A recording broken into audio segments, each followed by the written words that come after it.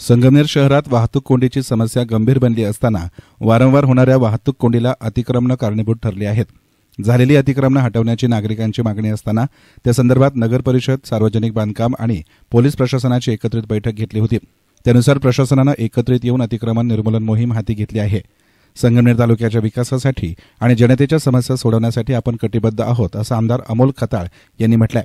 वाहतुकीला अडथळा ठरणारी सर्वच अतिक्रमणं काढण्यात यावी अशी नागरिकांची मागणी असताना शासकीय विश्रामगृहावर त्या संदर्भानं संगमनेर नगर परिषद, सार्वजनिक बांधकाम विभाग आणि पोलीस प्रशासनाचे वरिष्ठ अधिकारी यांची बैठक घेतली होती. अतिक्रमण आणि वाहतूक कोंडी या संदर्भात नागरिकांनी दिलेली माहिती लक्षात घेता ज्या ठिकाणी वारंवार वाहतूक कोंडी होते, काही ठिकाणी छोटे मोठे अपघात यापूर्वी घडले आहेत.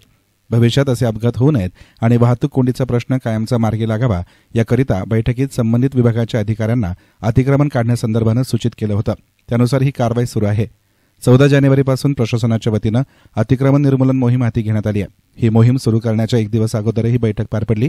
नगर परिषद, सार्वजनिक बांधकाम विभाग यांच्या वतीनं शहर हद्दीत सुमारे 250हून अधिक अतिक्रमणधारकांना नोटिसा पाठवण्यात आल्या होत्या. त्यानुसार ही कारवाई सुरू करण्यात आली आहे. साहेब, काय अतिक्रमण मोहीम किती दिवसासाठी राहणार आहे आणि कुठले कुठले अतिक्रमण आपण काढणार आहात?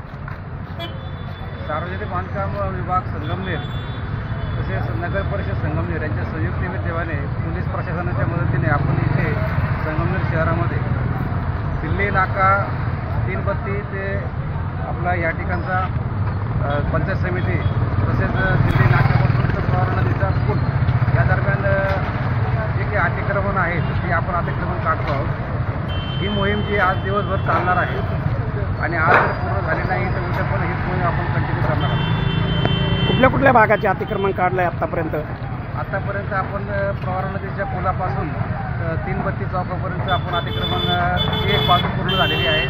थोड्या वेळात दुसरी बाजू पण सुरू होत आहे आणि लोकांच्या देखील त्यामध्ये समाधान व्यक्त करण्यात जेणेकरून अतिक्रमणाच्या स्थितीमुळे रस्ता जरा मोकळा होऊन जाईल. एस्तान मीडियासाठी प्रतिनिधी गोरक्ष नेहे, संगमनेर.